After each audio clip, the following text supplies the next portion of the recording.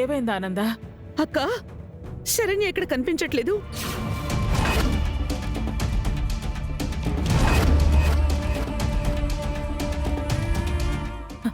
శరణ్య కనిపించటం లేదా? ఇల్లంతా వెతికావా? చూశానక్క. బయట ఉందేమో చూద్దాం పదా. ఆ,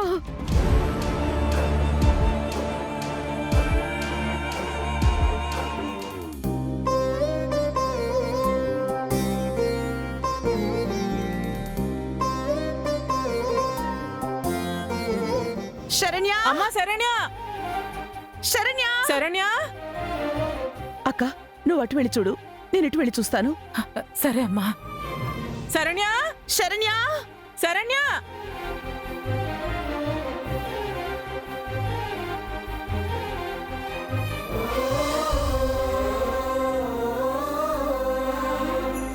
అక్క, శరణ్య బయట కూడా లేదక్క.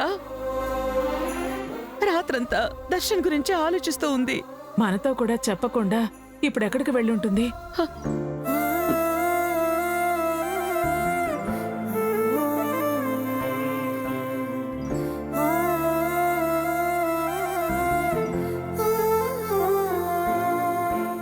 ప్రీతి, శరణి ఎక్కడికి వెళ్ళిందో నీతో ఏమైనా చెప్పిందా అమ్మా? లేదత్తయ్యా. నీతో కూడా చెప్పలేదా? ఓవైపు దర్శన్ కనిపించడం లేదు, మరోవైపు శరణ్య కనిపించకుండా పోయింది. ఏం జరుగుతోంది అసలు?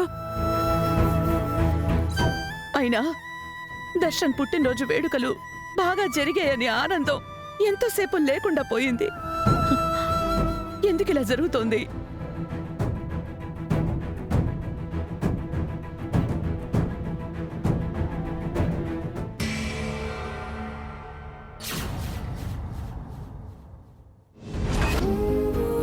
నా భర్త ఏమయ్యాడమ్మా? ఎక్కడున్నాడు? నిన్నటి నుంచి పిచ్చి దానిలా వెతుక్కుంటూ తిరుగుతూనే ఉన్నాను. తనని నా కంటికి కనిపించకుండా ఎక్కడ దాచావు? ఎందుకు నా నుంచి దూరం చేశావు? ఆ సౌమ్య నా భర్తను నా నుంచి దూరం చేయాలని చూస్తుంది. నువ్వు కూడా ఆ విధంగా చేయాలని చూస్తున్నావా? నా మీద నీకు అంత కోపం ఉందా? నన్ను అంతలా శిక్షించాలనే ఆలోచన నీకెందుకు వచ్చింది? అంత పెద్ద తప్పు నేరం నేనేం చేశానమ్మా? నా బ్రతుకు నేనేదో బ్రతుకుతున్నాను. ఎవరికి ఎటువంటి అన్యాయము చేయలేదు. అటువంటప్పుడు నాకు నా భర్తకు మధ్య ఇటువంటి ఎడబాటుని ఎందుకు సృష్టిస్తున్నావు? రాముడితో పాటే ఉంది కాబట్టి సీతమ్మ తల్లి 14 సంవత్సరాలు అరణ్యవాసం చేయగలిగింది. నేను కూడా నా భర్తతో ఉంటే ఎన్నాళ్ళైనా వనవాసం చేయగలను. తను నా కళ్ళ ముందు లేకుండా ఒక్క నిమిషం కూడా ఉండటం ఎంతో నరకమమ్మా. నా మీద నీకు ఏ మాత్రమైనా దయ, జాలి, కరుణ ఉంటే ఇప్పుడే ఈ క్షణమే నా భర్త జాడను నాకు తెలియజేయి. ఎక్కడున్నా క్షేమంగానే ఉన్నాడన్న నిజం నాకు చూపించు. నీ దగ్గర నుంచి నాకు ఏదో ఒక వార్త అందే వరకు నేను ఇక్కడి నుంచి కదలను, నిన్ను వదలను. నా భర్తకు ఏదైనా అయితే అందుకు నీదే బాధ్యత. నువ్వే దోషివవుతావు. మనసు లేని మనిషిలా, మానవత్వం లేని గుండెలా ఏంటి అలా చూస్తున్నావు? నీ దగ్గర నుంచి నాకు జవాబు దొరకడం కోసం నన్నేం చేయమంటావు? ఏం అర్పించుకోమంటావు? నిన్ను శాంతపరిస్తేనే కదా మా కోసం నువ్వు ఏమైనా చేస్తావు. నీకోసం ఏదైనా బలిస్తేనే కదా భక్తులను నువ్వు కరుణిస్తావు.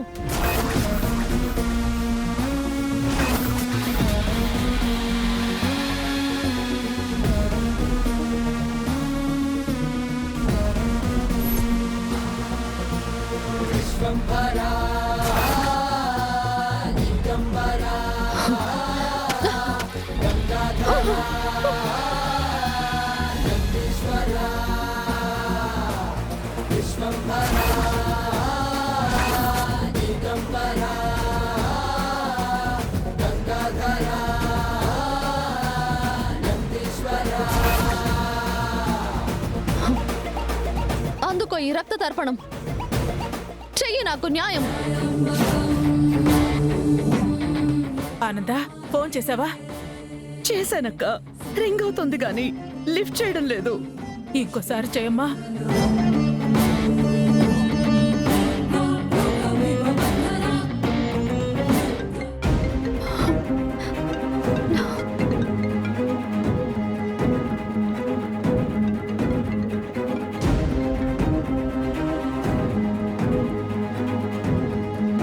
చెప్పండి అత్తయ్య.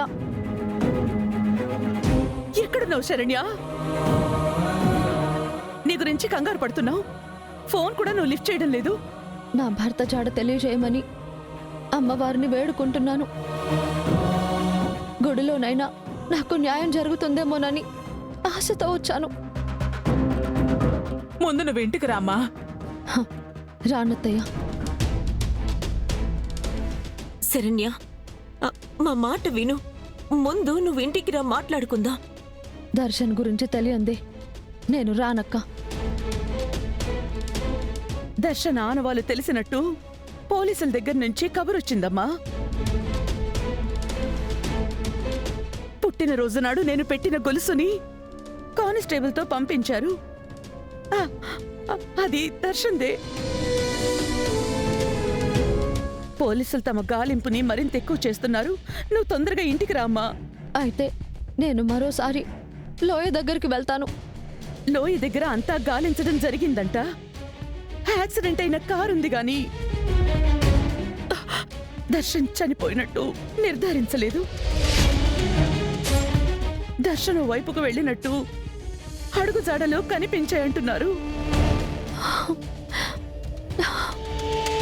దర్శన్కి ఏమీ కాదమ్మా, అంతా మంచి జరుగుతుంది. నువ్వు ముందు ఇంటికి రా అమ్మా. సరే అత్తయ్య.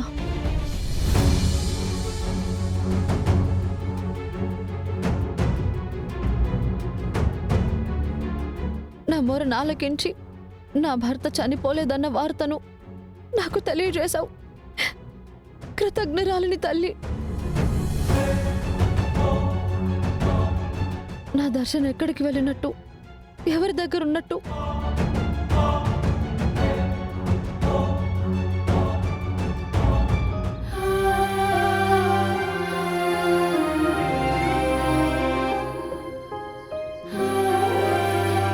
దర్శన్ గారు, శరణ్యకు మీరంటే ప్రాణం.